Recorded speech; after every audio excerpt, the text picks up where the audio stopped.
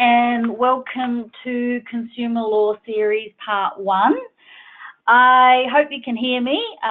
There is a box available for questions if you do have questions along the way, or if you're having any issues, you can type that in there. So my role here is the Head of Compliance and Operations at AFTA, and I oversee the ATAS scheme, including new applications, memberships, renewals, and also the complaint handling process that we have as part of the Code of Conduct. So I come across a lot of complaints and consumer law issues on a daily basis here, and I'll try to give you some feedback as we go through on that.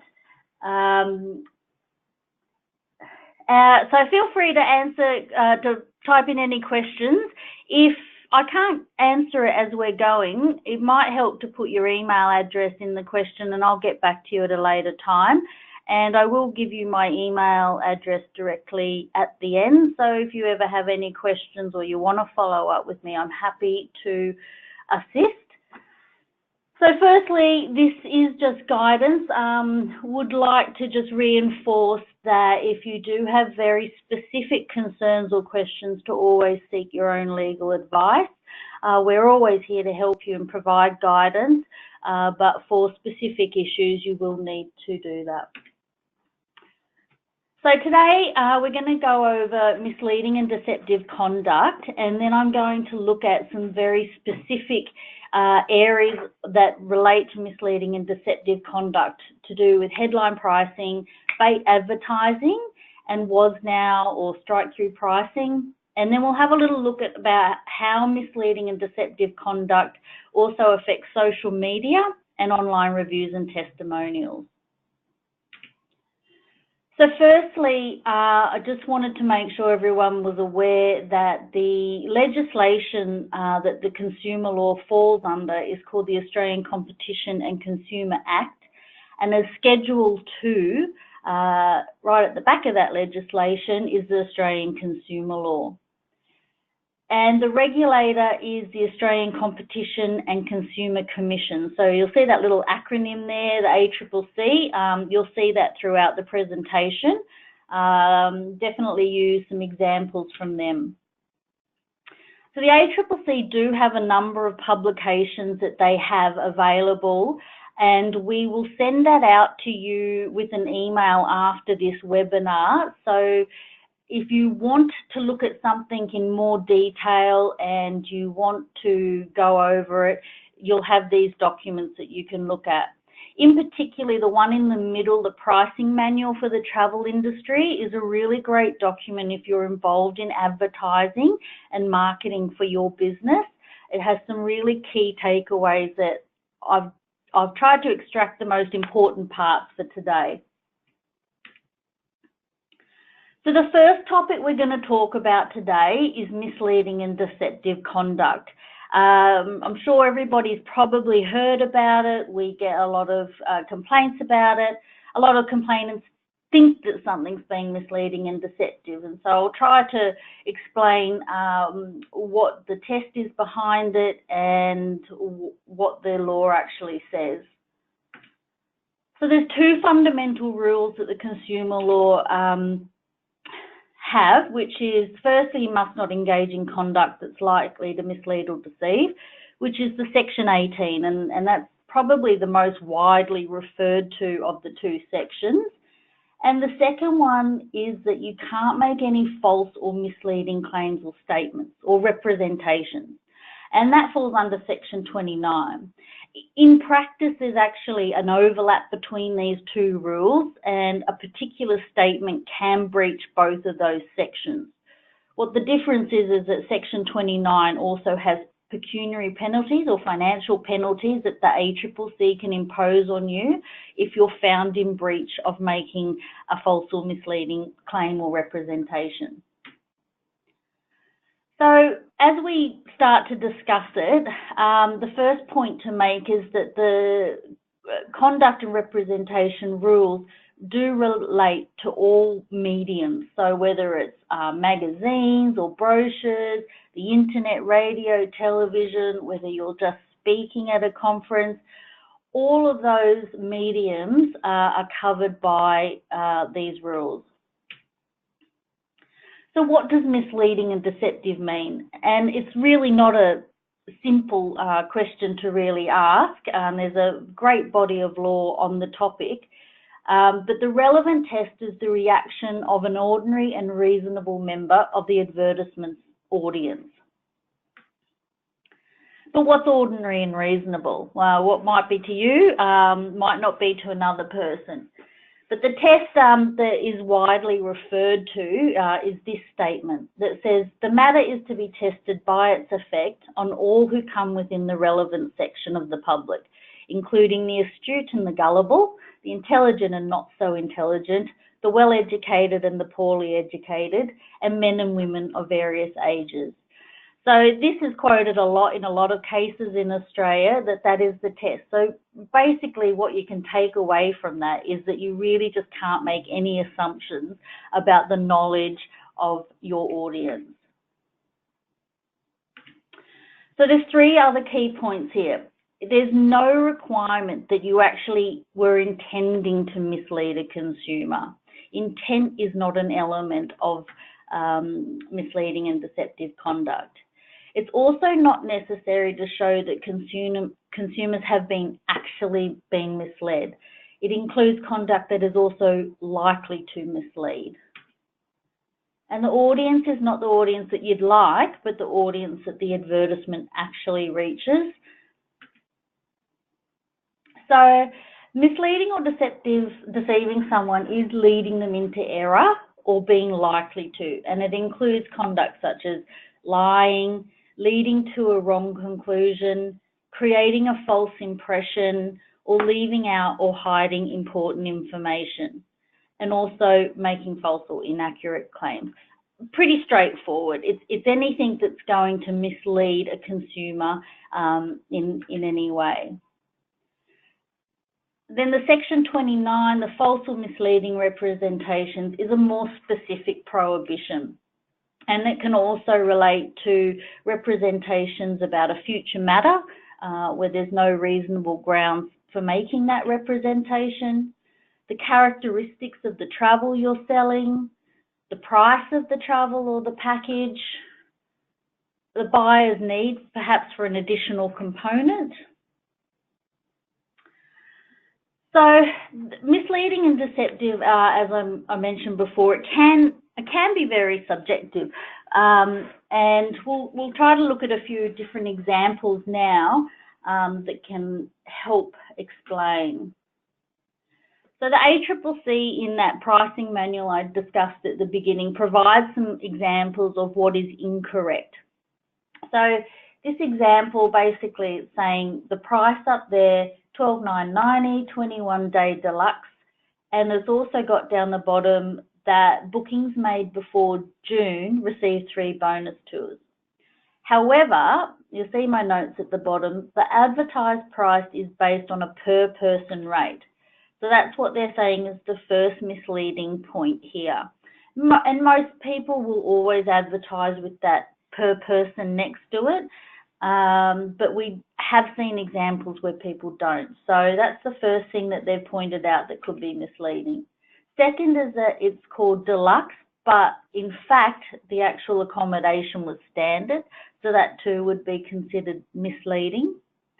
And then thirdly, because in fact, to get the 3 bonus day tours, there was a number of conditions which were that the 3 bonus tours only apply for bookings made before June and where there was 3 or more booked.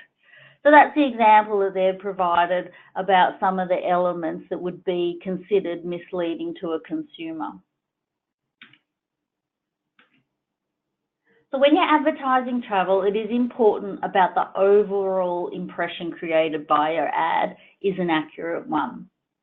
And this includes representations, written or pictorial, about the price, inclusion, exclusions, restrictions on dates of travel, departure airports, and any other essential information. And this is taken straight actually from that pricing manual for the travel industry.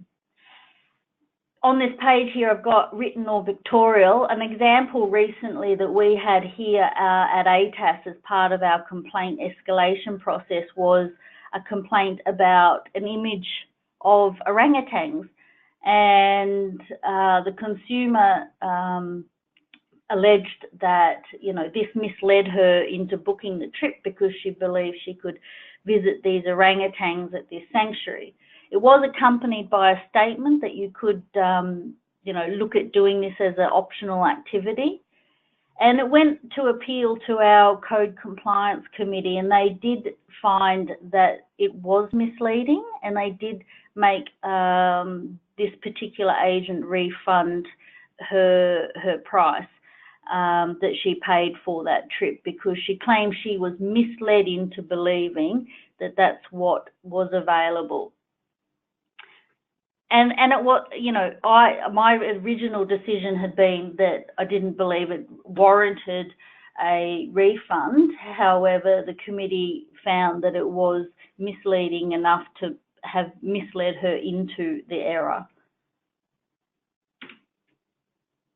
So the rules also apply to not only the advertisement itself, but also any other representations you're making to a consumer. So this also does include if you're negotiating in person.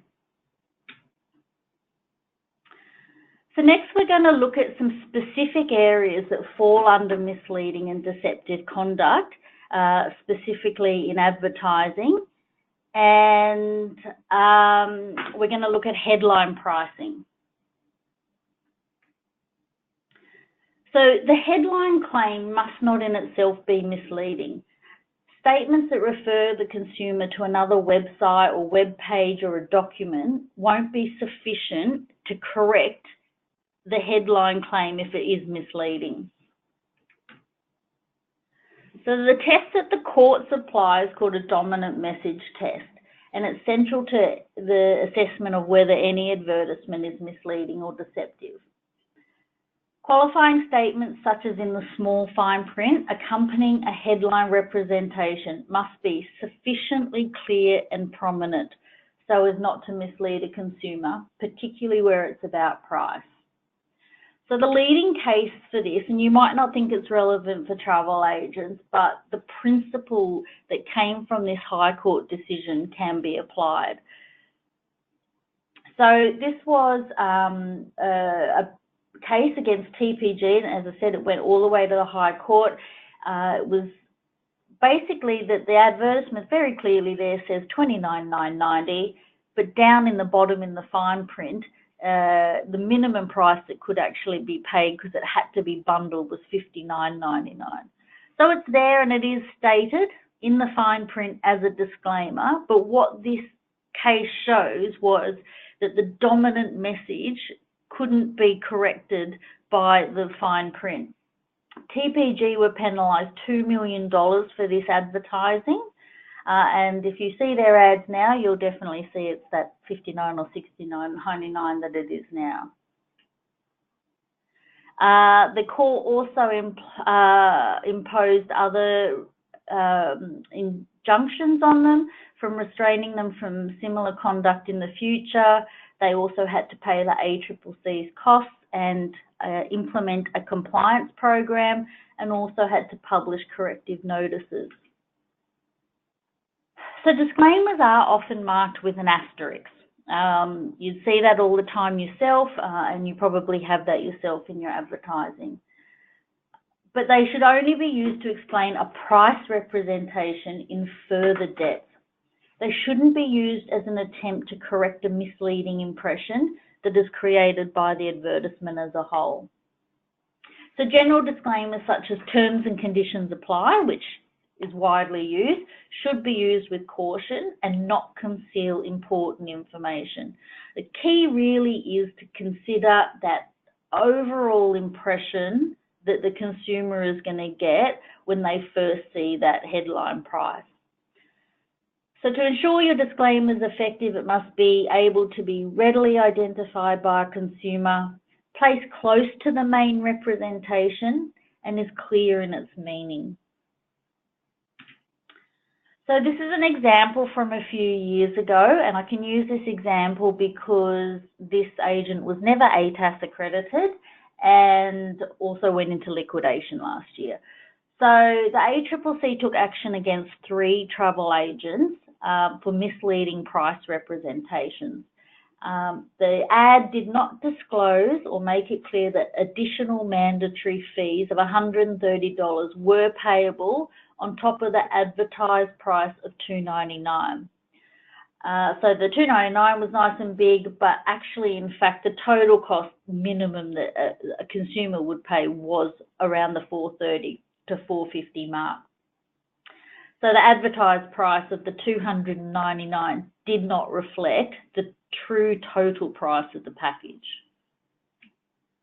So the ACCC imposed against those travel agents that they not make any misleading price representations for a period of 3 years. I'm not sure why they made it a period of 3 years. They should never make any misleading price representations. But also that they publish various corrective notices in backpacker magazines, in stores and on websites. And they also had to implement a trade practices compliance program. So you'll see, usually when the ACCC do take action like that, it's usually just not one thing like a penalty of a fine. It will be a combination of things. Their goal, which is what we also do here, is to eliminate, future occurrences. So correction of what that systemic issue or that root cause problem is the key thing moving forward. This is an example of what a corrective notice looks like, and this was the correction notice that they were directed that they had to use and publish in the newspapers and on their website and in their stores. So you can see that they take it very seriously. So other considerations, you need to consider what medium you're using. So whether it's a small ad or a quick ad burst on television or on radio, considering what that medium is and looking at the size and location, because again, that's going to affect what level of detail you can put in. And there's a lot more detail in that manual that they provide, and I'll give a few more details about that at the end. Remember, a consumer shouldn't have to extensively search an advertisement or a page or a brochure for additional disclaimer information if it is going to be that it's correcting your headline price. We get it a lot here, and most complaints that we get is always about, oh, I didn't know this, or I wasn't aware of the terms and conditions, I wasn't aware that it was a non-refundable deposit, and I'm sure you've all heard it before too. But the key is being upfront and being clear and making it clear will eliminate so many problems.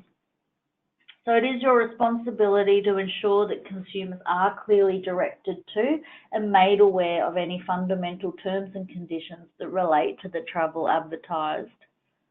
And most agents do a great job of it. We did obviously last year implement the terms and conditions as part of your renewal. So we now know that every single ATAS accredited agent does have their terms and conditions. Just got to make sure you communicate them with your customers. So multiple prices. This is if you've got either advertising a different price in a different medium somewhere, or perhaps it could end up being a mistake.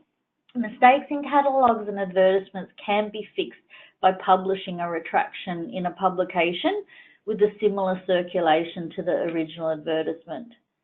Where a business has multiple prices for a good or a service, sell the goods for the lowest displayed price or withdraw the good from sale. So there's probably an important point I can make here, that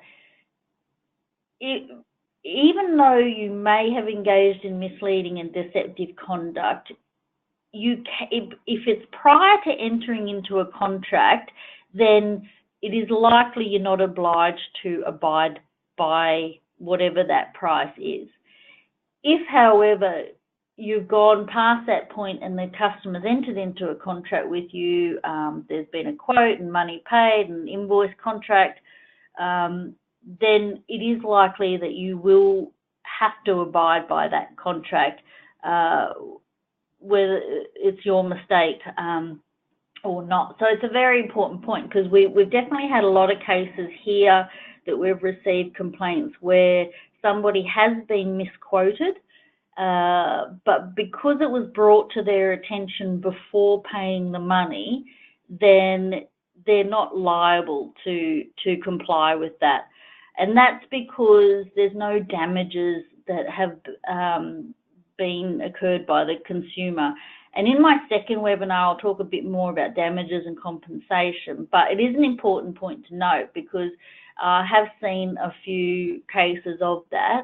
So even though you still might have misled or deceived someone, there's also genuine mistake as well. And as long as you've brought it to their attention and withdrawn, then that should be fine. And if you ever do get those complaints, you can always refer them to us to have a look and confirm that for you.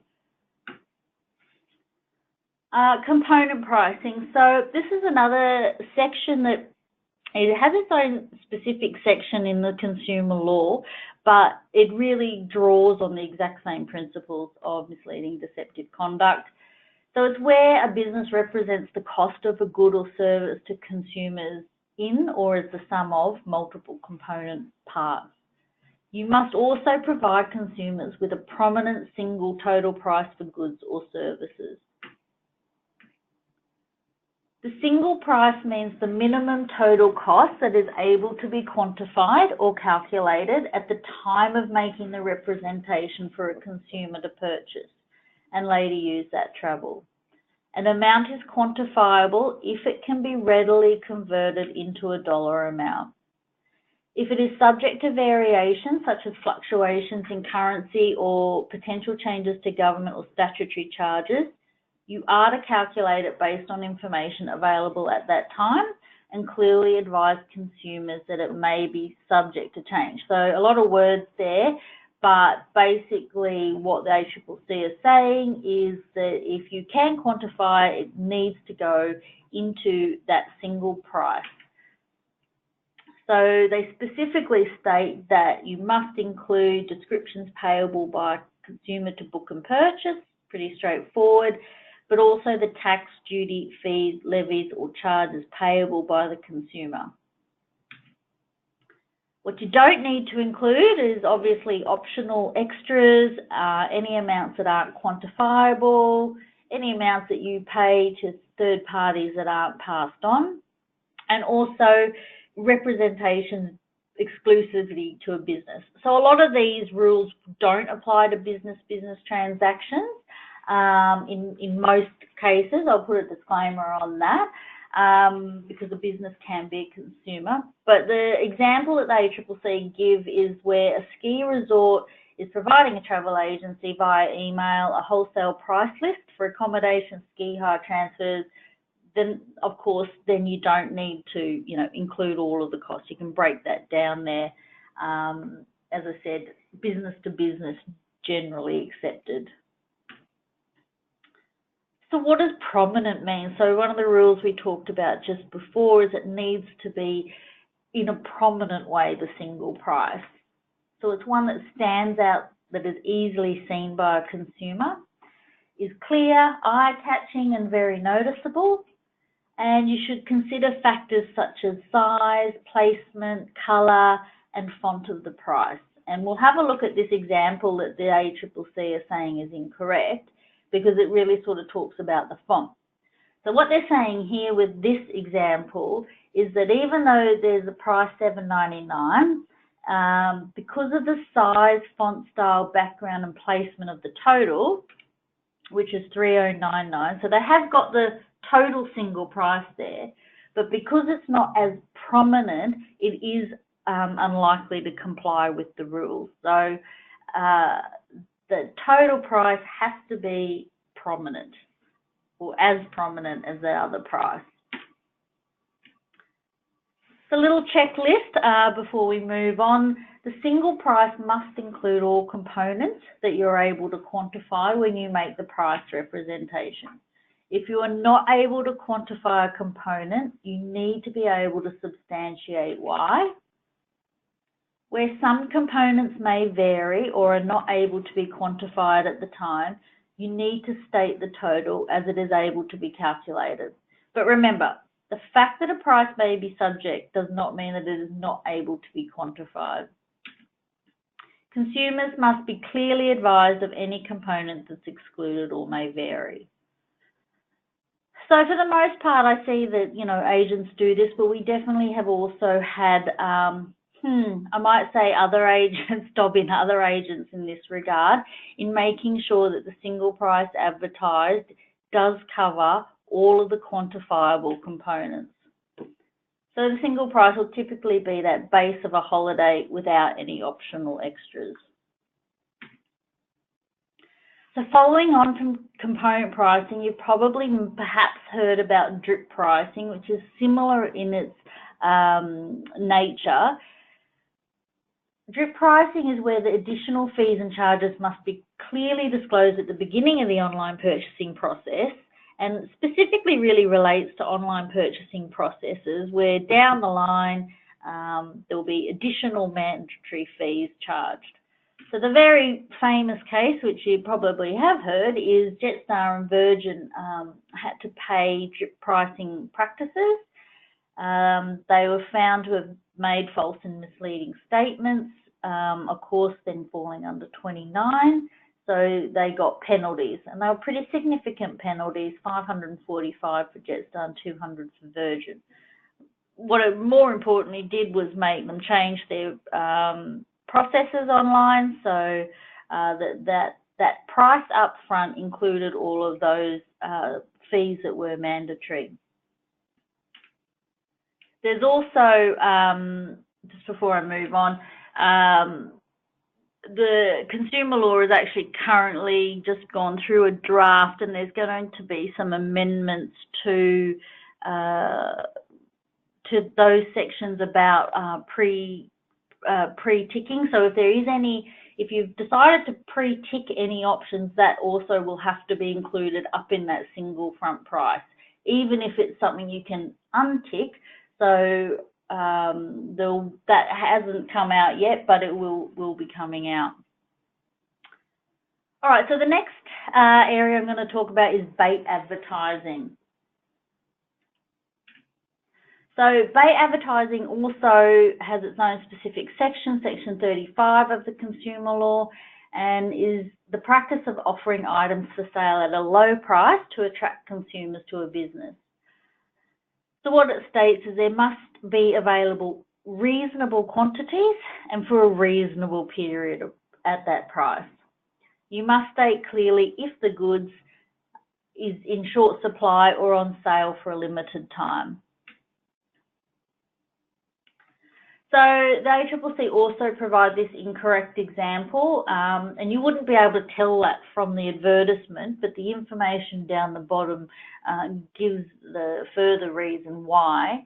Basically, the package was only offered as a one-off for a single coach tour, which very quickly sold out. And I guess that's what you can't get from looking at the advertisement. The agent then tries to sell a more expensive tour or an alternative, put together your own private wine package promotion, which is for a minimum of 10 nights, whereas that ad you can see there's for 4 nights, and it's where you get to choose all of the accommodation and locations, and it was a much higher price. So I guess the key is if it is going to be limited, you need to make that clear. All right, next I'm going to talk about was now or strike-through pricing or two-price comparison. There's a lot of different names for this type of advertising. But this is where you have a strike-through price, basically.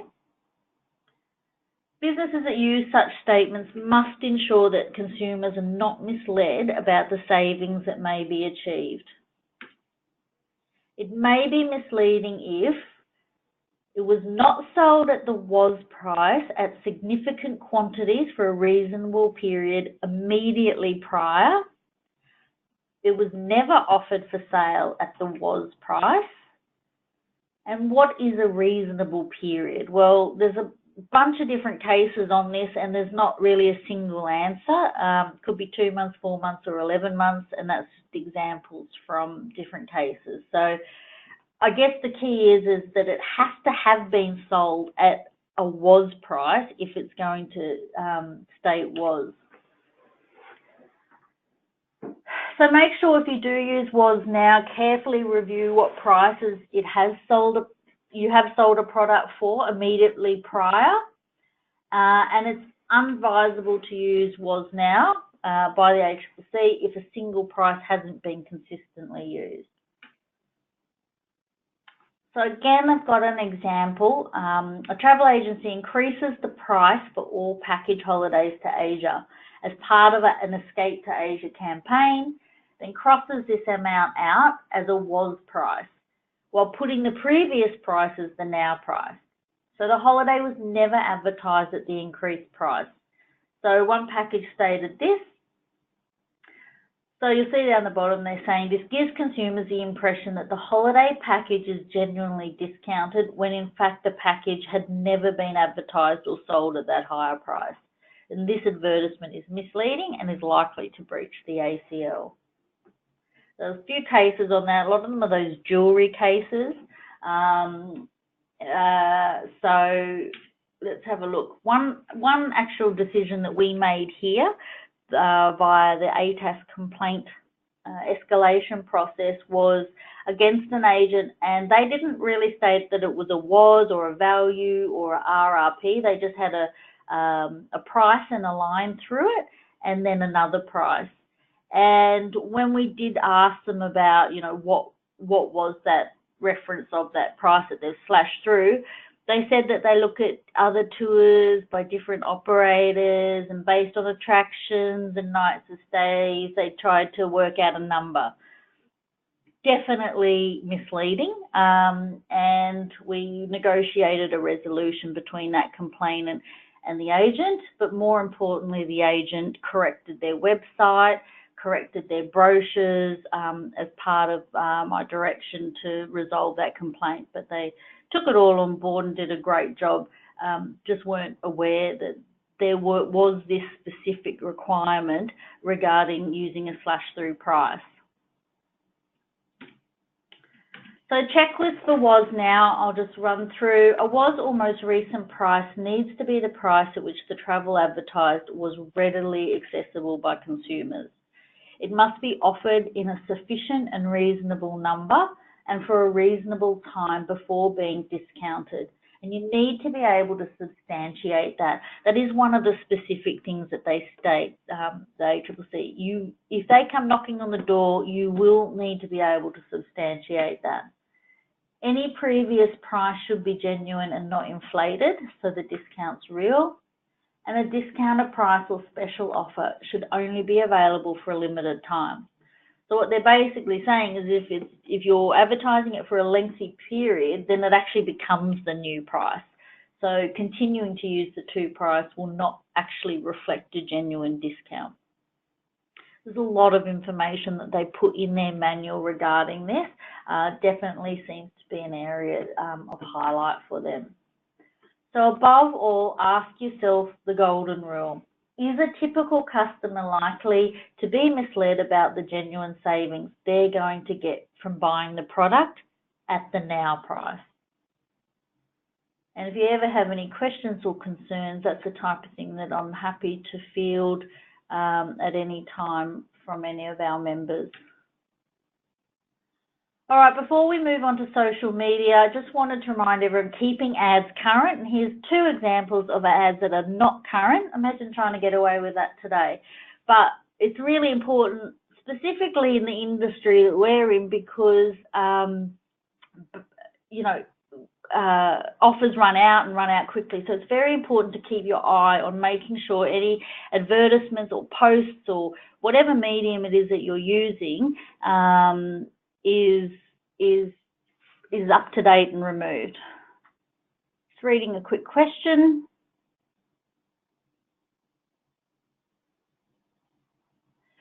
So I've got a question here. Was pricing is one thing. What about pricing that is shown as typically? Is that sailing a bit close to the wind? It seems to be the thing done with deal sites. And look, I probably would say I have to agree with that. Again, you'd probably need to substantiate it. And those deal sites have been under a lot of scrutiny from the ACCC, and there's definitely a bunch of cases and issues that have been raised by the ACCC with them. So I think you're right. Again, it would come down to you'd need to be able to substantiate it. I mean, you can definitely do it and whatnot, but yeah, I do know exactly what you're talking about. Again, but that's the type of thing, yes, if you do see that, and I mean, if they're ATAS accredited, I'm happy to field those questions, but it's also a matter for the ACCC. Somebody's asked about tipping. Well, if it's going to be a mandatory tip, then it probably should. Obviously, if it's discretionary tipping, then I would say no, or probably that you'd need to at least disclose that it will be there. But there are definitely some in Asia that I've seen where it's mandatory and it wasn't made up front, and then they've gotten somewhere and it was on some boat in Vietnam or something, and they were all told, oh, here, it's mandatory, you have to pay this. Yes, it's probably in your best interest, yes, to include such mandatory costs up front. The thing that we get when we get complainants complaining about these sort of things is they just feel that, I don't think that they have any problem with the issue. They just feel like they wish they'd known up front and known. It's not like they're not going to go on the tour or not going to choose it, but they feel it's a bit of a trust issue, I find, that they just think, oh, you know, we got here and we had to pay it and, you know, we weren't made aware of that. So it's in your best interest for your long-term relationship with your customers and to, you know, get great word of mouth, which is the best advertising of them all, is to just be upfront and include it. So I would say to do that. All right, let's move on. I'm falling behind. I wanted to get it all done in 45 minutes because I know it can be a bit dry topic, but I'll soldier on with social media. So I guess the first point to say is all the rules that we just talked about apply to social media. It is a bit of a brave new world, but all of those same principles apply to social media, online reviews, testimonials. But there are a few specific extra rules in regards, especially to online reviews. So social media moderation. So if it's media that you're responsible for, you are responsible for the post or public comments, irrespective of who posted them. What I recommend is having a very clear and prominent moderation policy on your homepage. So it's Facebook or whatever social media, and I'll give you an example of one in a few slides later, that basically state what your policy is and give you grounds for how you're going to moderate the information that people post. And I do completely get and see all the time completely unrealistic and what's the right word to use? Some people are completely not fair, basically. But it is important to monitor your social media pages and remove any posts that are misleading or deceptive.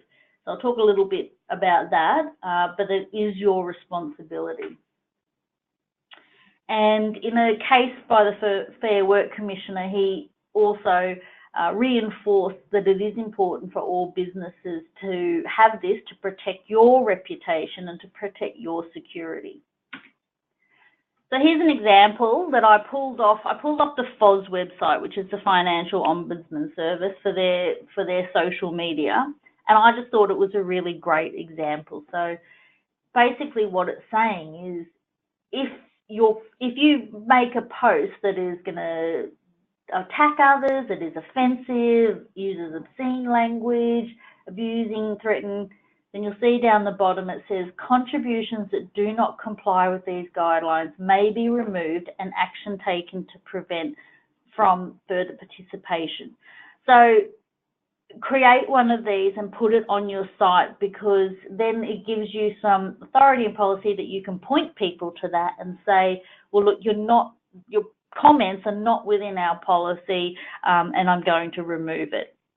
I don't recommend removing comments because it seems to just infuriate and incite more negative comments, but it's a very fine line. You have to take them on case-by-case basis, but in the first instance, definitely get yourself a moderation policy if you don't already have one. So there's now been, this was back in 2013 now, but this was one of the first cases of defamatory publication on social media. And the judge in that case made a really good point, saying, you know, they spread easily by simple manipulation of mobile phones and computers, and the lies have that grapevine effect. And in this case, it was a student against a teacher, so it wasn't a business, but it was one of the first cases, so I thought I'd highlight it. And he did have to pay $105,000. But it can be very difficult for defamation, and defamation doesn't apply if you have over 10 employees. So if you're a business with over 10 employees, then you can't claim defamation. However, you can claim misleading and deceptive conduct, which is what this case was about here. So Seafolly, obviously over 10 employees, couldn't claim defamation. What happened in this case is this lady, Leah Madden, had a business called White Sands, and she, on her personal Facebook page, made some comments. Basically, you can see the headline there. It says, "The most sincere form of flattery."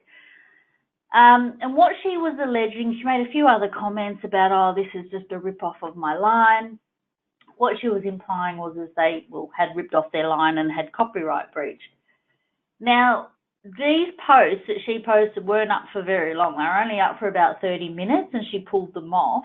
But Seafolly did win that case of misleading and deceptive conduct, and she had to pay $25,000 plus costs. So what's interesting about this case as well was that usually you would think a personal Facebook account might not be in trade or commerce. So the element for misleading and deceptive conduct is it has to be in trade or commerce. But the court found that it was in trade or commerce, and they had to cough up. So the ACCC also say that you need to consider about the time that you spend monitoring. Obviously, if you're a very small operator to a very large operator, the time is going to be very different. So the size of your company and the number of fans or followers you have should dictate how much time you do spend. But I'd say most people are all over it because it's such an important component of marketing these days. But just be aware you are responsible for those posts on there. Okay, so lastly, I'm going to talk about reviews and testimonials. And there's, as I said before, the same provisions apply, misleading and deceptive conduct, but there's a few other specific examples. So businesses may be engaging in misleading and deceptive conduct if they use fake reviews, including as a form of false advertising or to damage the reputation of a competitor. if they use tactics to influence a consumer to provide a positive review or refrain from a negative review. Or if they selectively remove or edit reviews, particularly negative ones, of course. Why would you remove a positive one? For commercial or promotional reasons. So one of the cases that the ACCC took is this furniture removalist created their own website called Moving Review, and they put all these fake testimonials on there, which, you know, they made look like it was from real customers, but it wasn't. And they were fined $6,600 for doing that. So they definitely do take it seriously. Another example was Electro-Dry provided sample reviews as templates to franchisees and specified that they should use Google and Yelp and TrueLocal, and they urged them to put glowing reviews from their mobile phones so that it would be linked to different IP addresses. And that saw them end up with a $215,000 fine for those fake testimonials. One that you might be more familiar with, a bit closer to home, is the federal court found from November to October 2015, Meriton engaged in misleading and deceptive conduct by taking steps to prevent guests it suspected will give an unfavourable review from receiving TripAdvisor's review expressed. How they did this was they inserted additional letters into guests' email address so that when TripAdvisor sent it out, they'd never get it, or they just never ever sent the email addresses to TripAdvisor.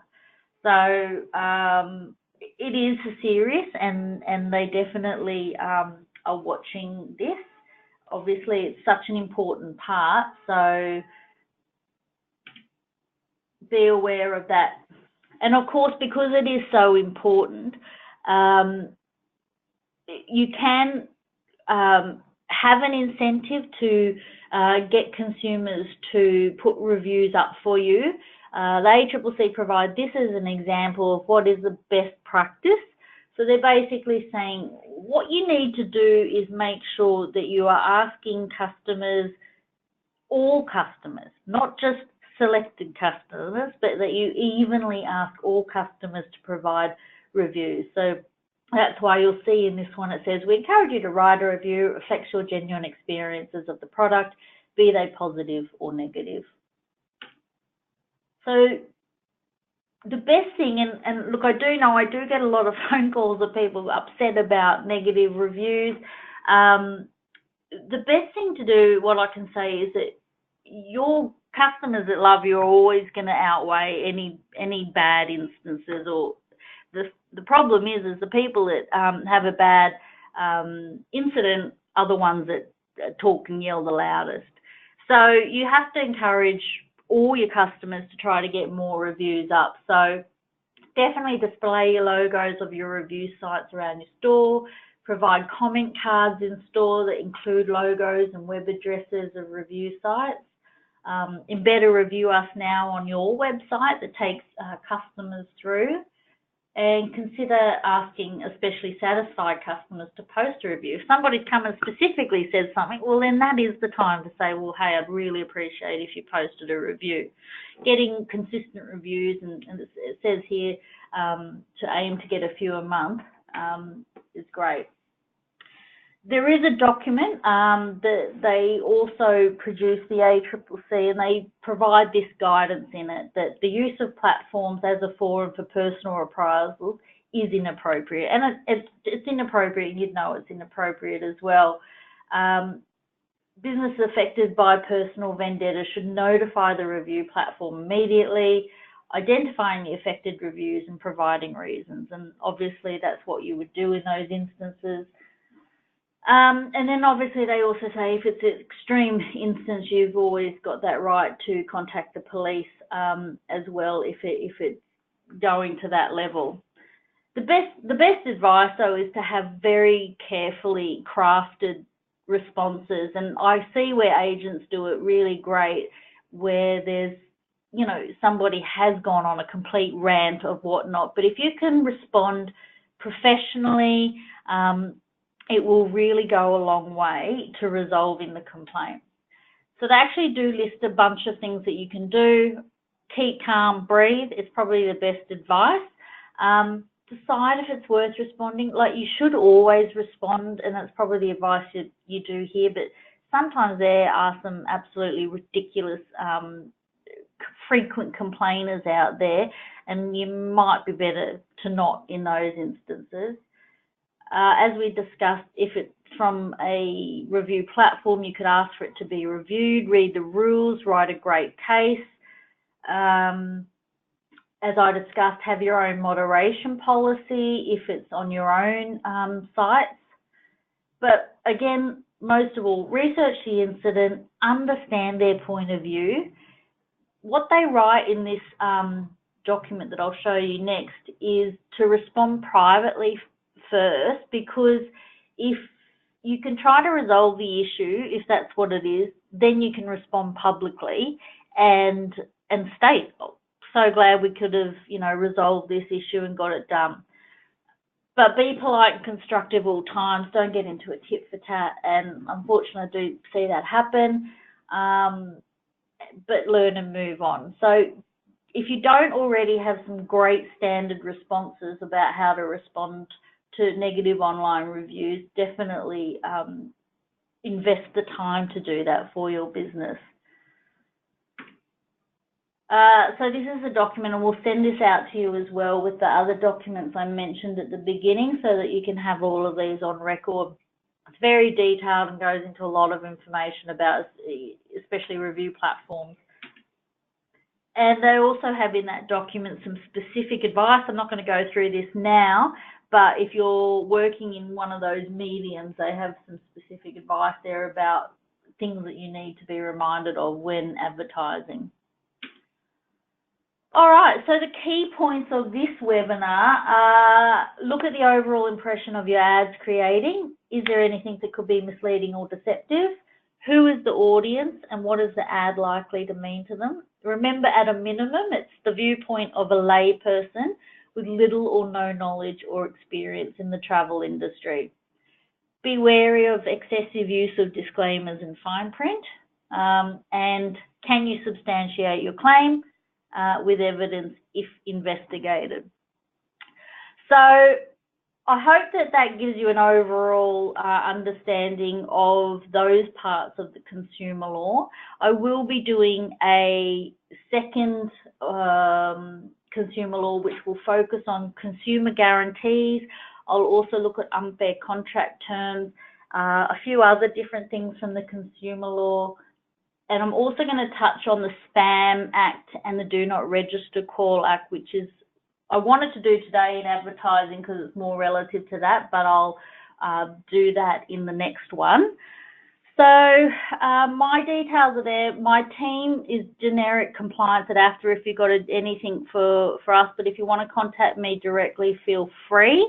Love you to fill out the survey because we'd really love to know what things you're interested in knowing and learning about that we can help with.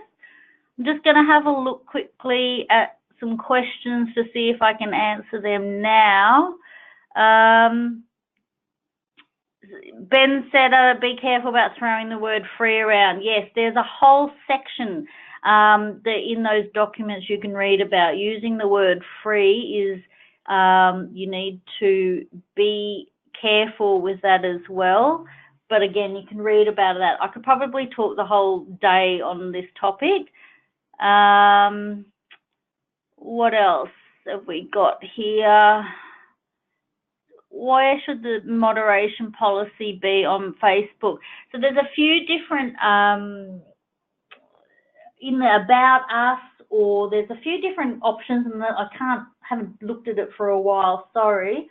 But there are, I think it's About Us or About the Business or something like that. You can put it in there. There's a few different little places, but if you can't find it, just get in contact with me and I'll clarify for you. Yeah, so Rosemary's asked a really great question about, does adding the word from? Yeah, you can do that as long as it's still, the overall impression is very clear. So and that's obviously going to be standard for this industry. And I think I did have one point that says it will be that base price. So as long as that base price includes all your quantifiables for that level, then I don't see that that's an issue. And it can't be an issue because it would have been raised, but I don't see that there's a problem with that. What else have we got here?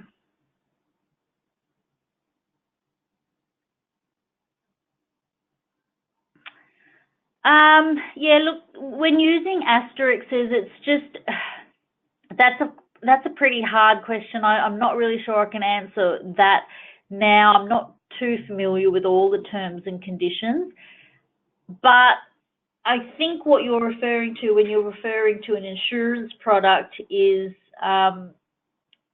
it's that overall message, what you're saying. So they're not going to be able to read all those terms and conditions. I think headline pricing is really more about usually related to the price. So I'm not sure if that's relative, but by all means, just email me if you want to have a discussion about that. I'll have a look into it. So I did go over. I'm sorry if that went on for too long. I hope that you'll sign up for the next one. The consumer law guarantees are important, and I will focus on the ones that relate to agents, which is the service guarantees. So we'll have details out about that soon.